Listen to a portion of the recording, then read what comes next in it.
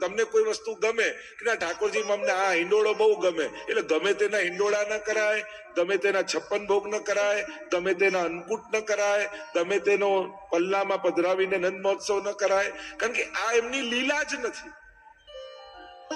આ બધા વિધાનો ક્યાંથી આવે? એમને જે લીલાઓ કરી હોય એ પ્રકારે એમનું આરાધન થતું હોય. હવે અન્નકૂટ ની લીલા ઠાકોરજી જોડે બરાબર છે, પણ બીજા કોઈ દેવે અન્નકૂટ કર્યો જ ન હોય તો એમને અન્નકૂટ ન કહેવાય, એને મહાભોગ કહી શકાય.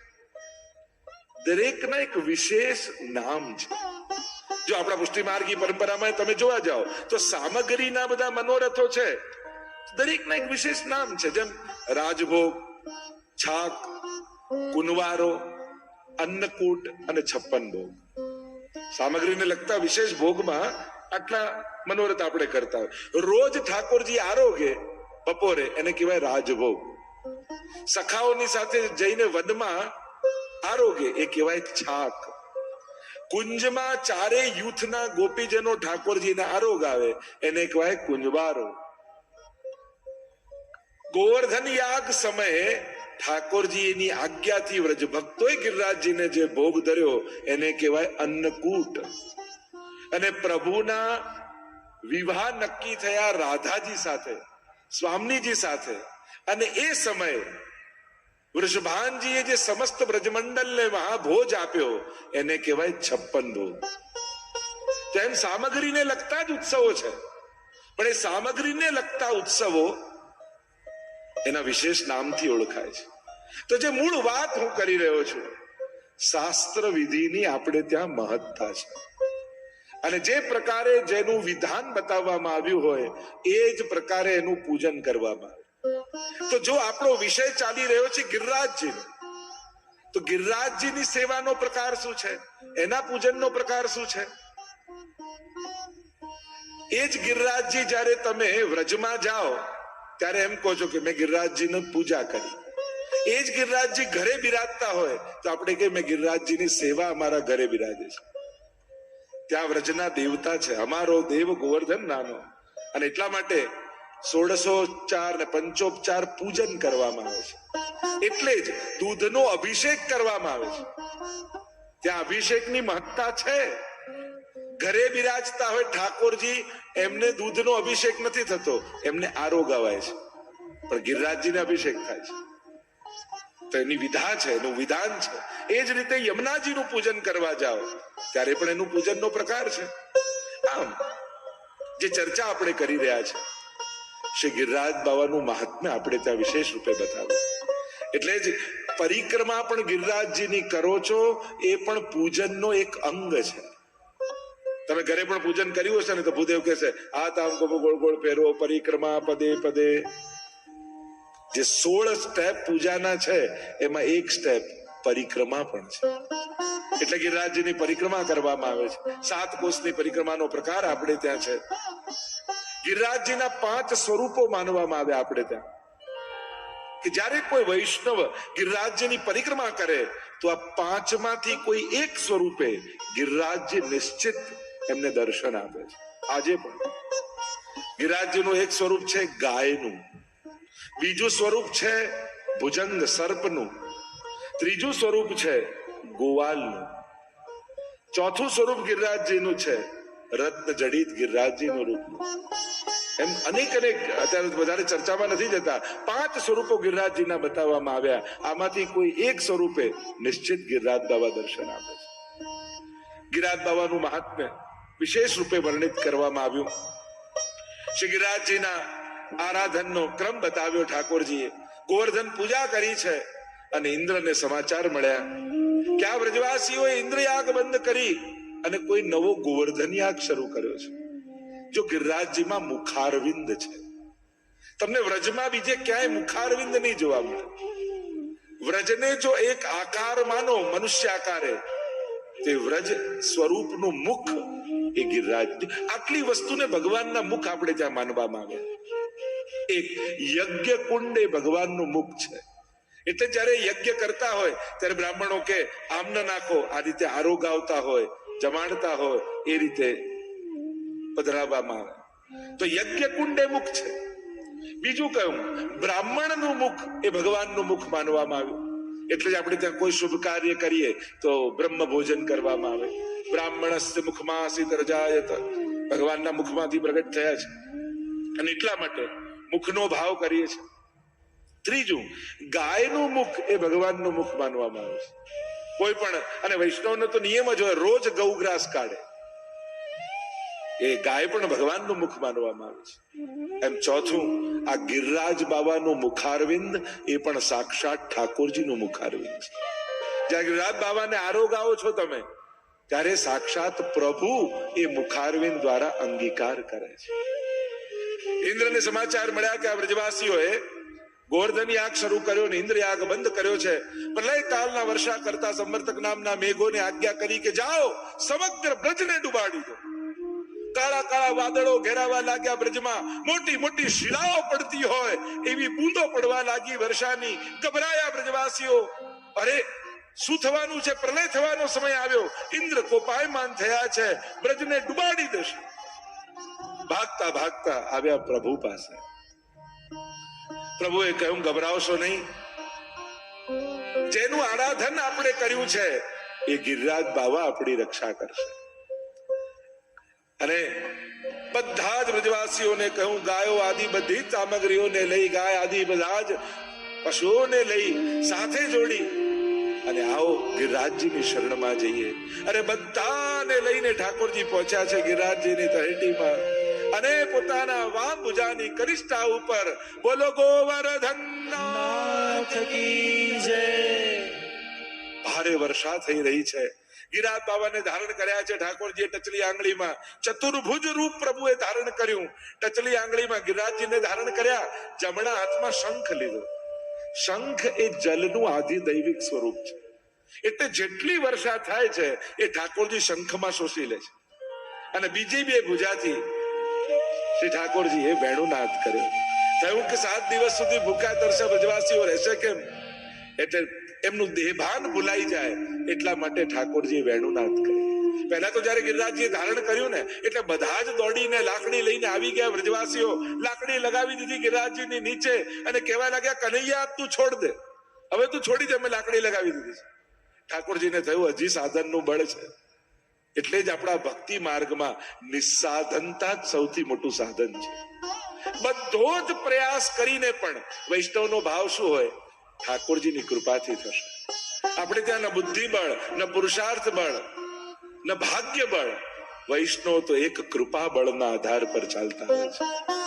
પ્રભુની કૃપા થકી મને વિચાર આવ્યો છે, પ્રભુની કૃપા હતી તો હું સત્કર્મ કરી શક્યો છું. દરેકમાં યશ વૈષ્ણવ ઠાકોરજીને આપે છે, જેથી સત્કર્મ પણ બંધન ન બની જાય. જો જેમ પાપ લોઢાની બેડી છે ને, પુણ્ય સોનાની બેડી છે. આપણે કોઈ બેડી પહેરવી નથી, એટલે પુણ્ય કર્યા પછી પણ યશ ઠાકોરજીને આપી એ પુણ્યની બેડીથી પણ મુક્ત થઈ જાય. જો ઠાકોરજી ન ઈચ્છે, કારણ કે ભગવાન આંખ બધાને આપે છે, દરેક આંખને દર્શન નથી મળતા. કાન બધાને આપ્યા છે, દરેક કાનને કથા નથી મળતી. જીભ બધાને મળી છે, દરેક જીવા પર ભગવત નામ નથી આવતું. શરીર બધાને મળ્યું છે, પણ દરેક શરીરને સેવા કરવાની તક નથી મળતી. ઠાકોરજી આપણને તક આપે છે, એ બદલ પ્રભુનો આભાર માનવો જોઈએ. હે ઠાકોરજી, તારી પાસે તો હજારો હાથ હતા, પણ તે તારું કામ કરાવવા માટે મારા 2 હાથ પસંદ કર્યા. તારો ખૂબ ખૂબ આભાર છે.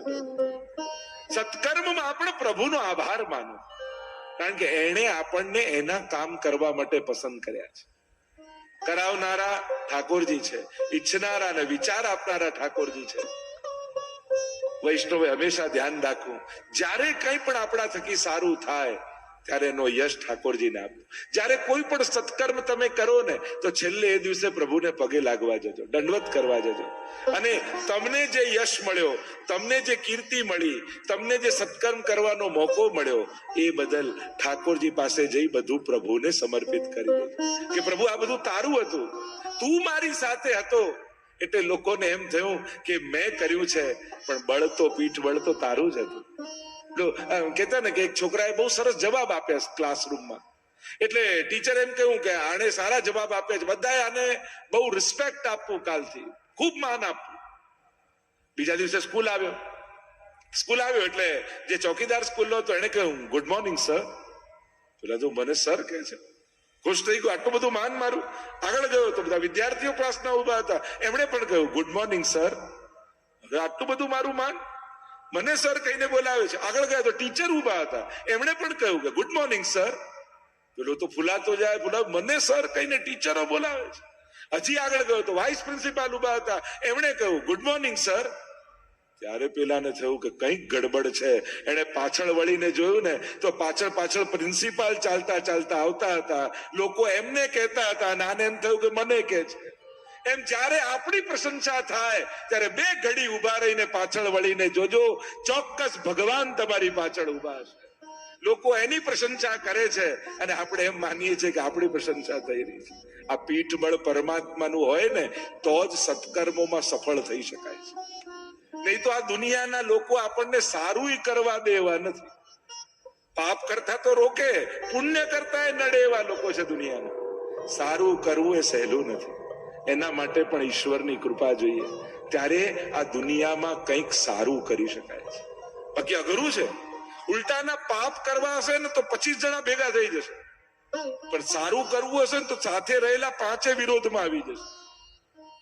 સત્કર્મમાં એટલે જ કહેવાય છે સજ્જનોને સંગઠિત કરવા બહુ અઘરા છે, પાપીઓને ભેગા કરવા સહેલા છે. પાપ એવું આકર્ષણ છે કે એમાં માણસ પોતાનો સ્વાર્થ છોડીને પણ ભેગો થઈ જાય છે, કારણ કે એમાં મજા છે. અને પુણ્યમાં ઘસાવાનું હોય છે એટલે સાથીદારો પણ સાથ છોડી દેવા હોય છે.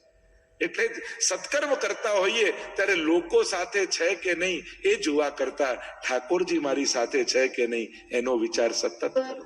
અને પ્રભુ જો તમારી સાથે હશે તો તમારા સત્કર્મોમાં તમે સફળ થશો. અહીંયા વ્રજવાસીઓને લાકડીનો ટેકો આપ્યો, ઠાકોરજી હાથ લીધો ને ગિરિરાજજી નીચે આવવા લાગ્યા. ગભરાયા વ્રજવાસીઓ, અરે કનૈયા પકડ. ઠાકોરજી આંગળીમાં ફરી ધારણ કર્યા. વ્રજવાસીઓને એમ થયું કે આ 7 વર્ષનો ઠાકોર અને ક્યાંક એની ઊંઘ આવી ગઈ તો અમે તો બધા કાયમ માટે સુઈ જઈશું. એવું શું કરીએ કે આને નિંદ્રા જ ના આવે. એટલે રાધાજીને 16 શણગાર સજાવી ઠાકોરજીની સામે ઉભા કરી દીધા. એટલે એક પલક પણ બંધ ન થાય, એક બાર પાપડ પણ બંધ ન થાય. અપલક નેત્રોથી, અનિમેષ નેત્રોથી પ્રભુ રાધાજીને ટગર ટગર જોવા લાગ્યા અને ક્યાં 7 દિવસ જતા રહ્યા ખબર ન પડી. અને બધા બ્રજવાસીઓ વખાણ કરવા લાગ્યા. ઇન્દ્ર થાક્યા, હાર્યા, દંડવત કરતા કરતા ક્ષમા માંગવા માટે આવ્યા. પ્રભુનો દુગ્ધાભિષેક કર્યો છે, પ્રભુનું નામ પડ્યું છે. બોલો ગોવિંદ ભગવાન કી જય. ગોવિંદ ભગવાન નામ થયું. ક્ષમા માંગી છે, પ્રભુએ ક્ષમા આપી. જો પરીક્ષા બંને દેવોએ કરી, બ્રહ્માએ પણ કરી, ઇન્દ્રએ પણ કરી, પણ બ્રહ્માજીને પ્રસન્ન થઈને ક્ષમા ના આપી, કારણ કે એમણે પરીક્ષા કરી તો ભક્તોને ભગવાનથી દૂર લઈ ગયા. બ્રહ્માજી પોતાના લોકમાં લઈ ગયા, પણ ઇન્દ્રએ પરીક્ષા કરી તો પરીક્ષાના નિમિત્તે પણ ભક્તોને ભગવાનના સાનિધ્યમાં લાવી દીધા. એટલે ઠાકોરજી એના પર પ્રસન્ન થઈને ક્ષમા કરી કે તે પરીક્ષા ભલે કરી પણ મારા ભક્તોને મારા સન્મુખ તે કરી દીધા. મહાપ્રભુજી અહીંયા સમજાવે છે 7 પ્રકારના અન્યાશ્રયો વ્રજવાસીને હતા. એ બધા જ 7 દિવસમાં છૂટા થઈ ગયા, મુક્ત થઈ ગયા અને મનમાં એક જ ભાવ થઈ ગયો, પ્રભુના ચરણોમાં અનન્યાશ્રય થઈ ગયો કે હવે કાંઈ પણ આવે તો પ્રભુના ચરણોમાં જાઓ. સુખાવસાને ઇદમેવ સારં દુઃખાવસાને ઇદમેવ જ્ઞેયં દેહાવસાને ઇદમેવ ચાપ્યં ગોવિંદ દામોદર માધવેતિ. સુખાવસાને ઇદમેવ સારં. સુખના અંતમાં એ જ સાર રૂપ છે. એની કૃપા હતી તો જીવનમાં સુખ આવ્યું. નહીં તો મારા તો કોઈ એવા સત્કર્મ. આજે આપણે જેટલા સુખી છીએ આપણા જ જીવનને ચકાસો કે આપણા દ્વારા કંઈક એવું થયું છે કે આટલું સુખ આપણા જીવનમાં આવે. નથી એમ લાગતું કે ક્યાંક ઠાકોરજીની કૃપાને કારણે આજે જ્યાં છીએ ત્યાં છીએ. એનો આભાર માનવાનું ચૂકતા નહીં. સુખાવસાને ઇદમેવ સારં દુઃખાવસાને ઇદમેવ જ્ઞેયં. દુઃખમાં એ જ જાણવા યોગ્ય છે. એક વસ્તુ યાદ રાખો, ઘટનાઓ આપણા હાથમાં નથી કે શું બનશે, ક્યારે કઈ ઘટના બનશે એ આપણા હાથમાં નથી. તો ઘટના આપણા હાથમાં નથી, પણ અર્થઘટન ચોક્કસ આપણા હાથમાં છે. બનેલી ઘટનાનું અર્થઘટન કઈ રીતે કરવું એ ચોક્કસ આપણી સમજણ ઉપર છે. વરસાદ આપણે રોકી શકીએ એમ નથી, પણ છત્રી ખોલવાની બુદ્ધિ ભગવાને ચોક્કસ આપી છે. એમ દુઃખાવસાને ઇદમેવ જ્ઞેયમ, દુઃખના અંતમાં પણ એ જ જાણવા યોગ્ય છે. અને જ્યારે ઈશ્વરને જાણી જશો ને પછી ફરિયાદો સમાપ્ત થઈ જશે. ઈશ્વરને જાણતા નથી ને એટલે જ પ્રશ્નો છે. જે દિવસે એને સમજી ગયા ને તો વિપરીત સંજોગોમાં પણ એની કૃપાનો જ અહેસાસ થશે. ધાર્યું ન હોય એવું થાય ને તો એની કૃપા દેખાય કે આજો ઠાકોરજી મને આમ કરીને બચાવી. પ્રભુ પાસે ઉભા હો ને તો એટલું જરૂર માંગજો કે હે પ્રભુ, આ મન છે મારું, પાપથી મુક્ત થાય એવું નથી, પણ જ્યારે પણ મને પાપ કરવાની ઈચ્છા થાય ને તો હે પરમાત્મા, મને ક્યારે તું સફળ ન થવા દેતો. કારણ કે મારા મનમાં પાપ માટે આકર્ષણ છે. આપણે માણસ છીએ ને, હસતા હસતા રડી પડે ભાઈ માણસ છે, દડ દડ દડ દડ દડી પડે ભાઈ માણસ છે, માણસ છે. આપણી અસમર્થતાને આપણે સ્વીકારીએ છીએ. આપણે કોઈ એવા સુરદાસ, કુંભનદાસ કે નરસિંહ મહેતા જેવા નિષ્પૃહી નથી. કંઈક જુદું બને તો દુઃખ થાય છે, અનુકૂળ થાય તો સુખ થાય છે. જો માણસને એની લિમિટેશન જાણીને એની જોડે વ્યવહાર કરવો જોઈએ, અપેક્ષા રાખવી જોઈએ. આઈડિયલતા, આદર્શતા એ તો ગ્રંથોમાં હોય, પુસ્તકોમાં હોય. માણસ તો એનો પ્રયાસ કરતો હોય, આદર્શ બનવાના પ્રયાસ હોય. એક છોકરાને નિબંધ આપ્યો પિતા વિશે, અને એને ચોપડીમાં વાંચ્યો કે પિતાનો નિબંધ, અચ્છા પિતા આવા હોય, આ ઘરે રહે છે કોણ છે? કારણ કે પિતાના નિબંધો તો આવા જ હોય ને. સાધારણ પિતા તો માણસ છે, આવો જ હોય. આદર્શ સંબંધોની પણ અપેક્ષા રાખશો ને તો સંબંધોમાં ક્લેશ જ રહેશે. અરે પતિ તો આવો હોવો જોઈએ, પત્ની તો આવી હોવી જોઈએ, પિતા તો આવા હોવા જોઈએ, માતા તો આવી હોવી જોઈએ. પુસ્તકોમાં લખેલા મિત્રો ગોતવા જશો ને તો જીવનમાં એકલા જ રહેશો, કોઈ મિત્ર નહીં મળે. પુસ્તકોમાં તો આદર્શતા લખેલી હોય અને વ્યક્તિ પ્રયાસમાં હોય છે. આદર્શ કોઈ એવું બિંદુ નથી કે જ્યાં બેસી જવાથી કાયમી આદર્શ થઈ જવાય છે. માણસે સતત જીવવું પડે છે, એના માટેના પ્રયાસોમાં રહેવું પડે છે.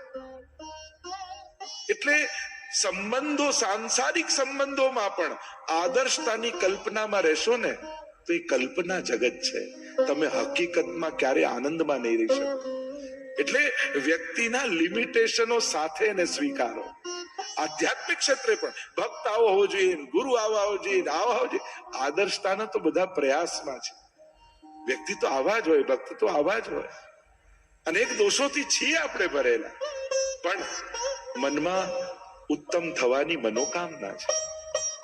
નહીં તો આપણે કોઈ આદર્શ પરિવાર એટલે એવું થોડી માનીએ કે પેલી મહાભારત સિરિયલની લેંગ્વેજ જેવું બોલે, આવો નાથ પધારો, આપ આવી ગયા, આપના માટે ભોજન તૈયાર છે.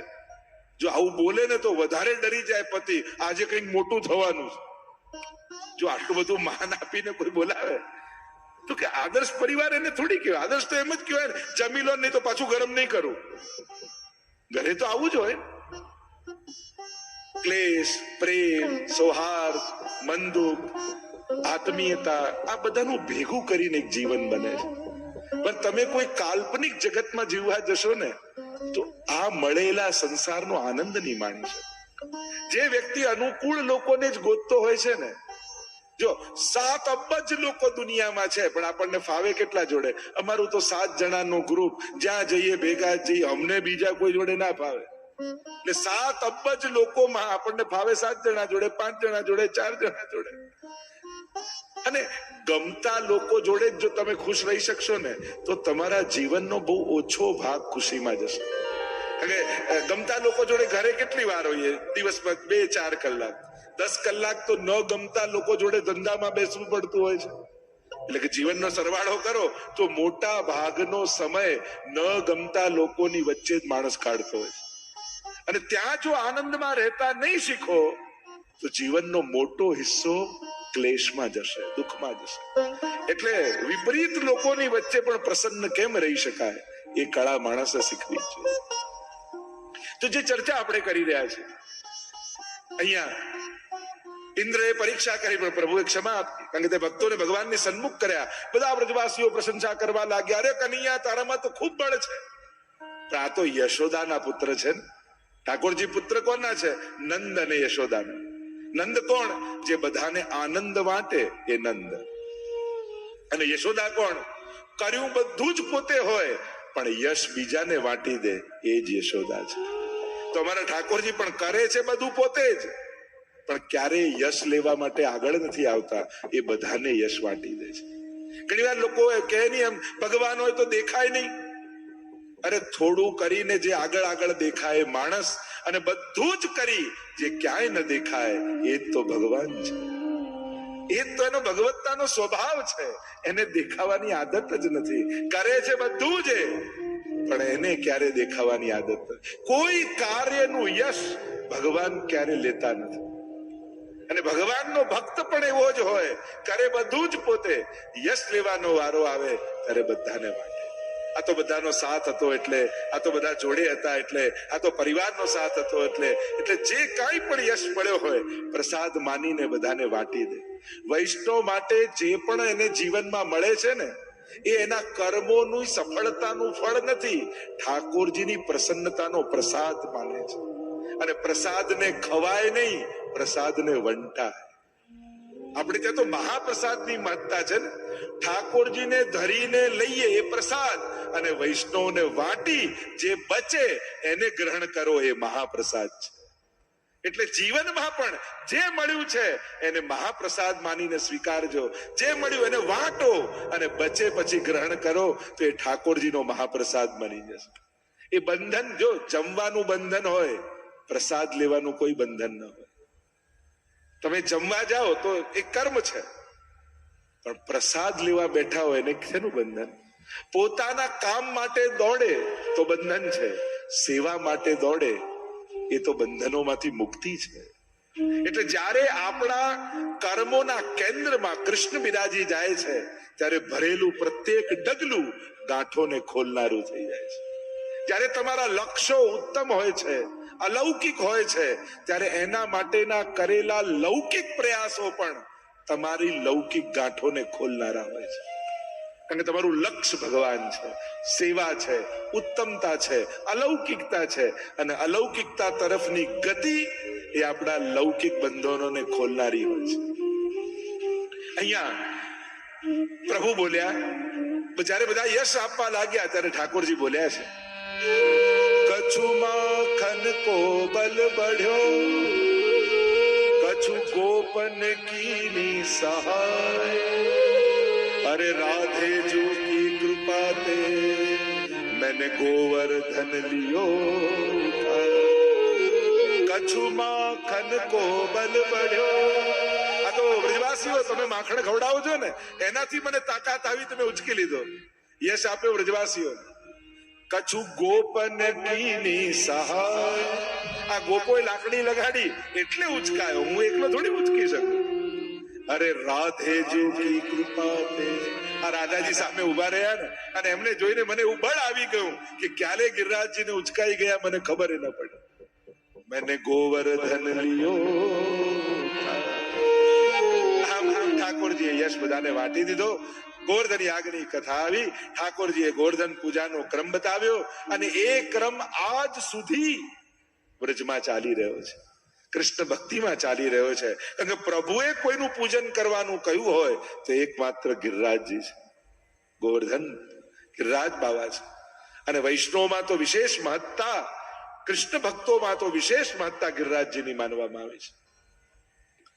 ચર્ચાઓ તો ગિરિરાજજી માટે અનંત છે, ઘણી ચર્ચાઓ છે, પણ અહીંયા ગોવર્ધન યાગની કથાને વિરામ તરફ આવીએ અને આગળ રાસ પંચાધ્યાયની કથા આવે છે. આ 5 અધ્યાયમાં રાસલીલાનું વર્ણન છે. એટલે 5 અધ્યાયમાં રાસલીલા એટલે કહેવાય રાસ પંચાધ્યાયી. ભાગવતજી અનુસાર 29 થી 33 અધ્યાય એ રાસ પંચાધ્યાયીના છે. એક વસ્તુ યાદ રાખો, આ રાસ લીલા આજ સુધીના જેટલા આચાર્યો થયા, જેટલા વિદ્વાનો થયા, જેટલા સંતો, મહાત્મા, વિરક્તો, સંન્યાસીઓ, લેખકો, એ બધાએ આ રાસ લીલાને સર્વોપરી લીલા કહી છે, સર્વોપરી લીલા માની છે. કારણ કે આ રાસલીલા કોઈ સ્ત્રી પુરુષનો ગરબો નથી. આ તો અલ્પાનંદને પૂર્ણાનંદ બનાવવાની પ્રક્રિયા છે. આ તો જીવાત્માને પરમાત્માનો અનુભવ કરાવવાની પ્રક્રિયા એ રાસ છે. કારણ કે આ કોઈ ગોપીઓ કોઈ સ્ત્રી થોડી છે. એક વસ્તુ યાદ રાખો, રાસમાં કોઈ પુરુષનો પ્રવેશ નથી, રાસમાં કોઈ સ્ત્રીનો પ્રવેશ નથી, રાસમાં કેવલ ગોપીઓનો પ્રવેશ છે. અને ગોપી કોણ છે? ગોપી કોઈ સ્ત્રી કે દેહનું નામ નથી. ગોપી એ કૃષ્ણ ભક્તિની સર્વોચ્ચ અવસ્થાનું નામ છે. એ પુરુષ પણ હોઈ શકે, સ્ત્રી પણ હોઈ શકે. ગોપી ઇન્દ્રિયૈ કૃષ્ણ રસ પીબતી ઇતિ ગોપી. જેની સર્વ ઇન્દ્રિયો કેવલ કૃષ્ણ તત્વનું પાન કરે છે, એ જ ગોપી છે. વેદમાં જેને આનંદ માત્ર કરપાદ મુખોદરાદી એવો ઈશ્વરનું વર્ણન કર્યું છે, એ આનંદ તત્વનો જે અહેસાસ કરે છે, અનુભવ કરે છે, એ જ ગોપી છે.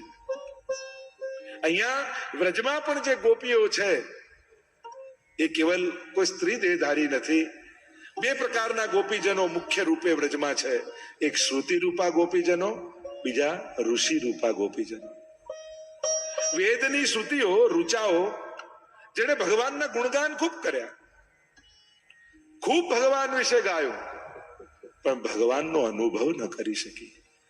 અને ત્યારે વેદની ઋચાઓએ પ્રભુને વિનંતી કરી કે પ્રભુ, આપના વિશે ગાયું તો બહુ, પણ આપનો અનુભવ અમે ન કર્યા.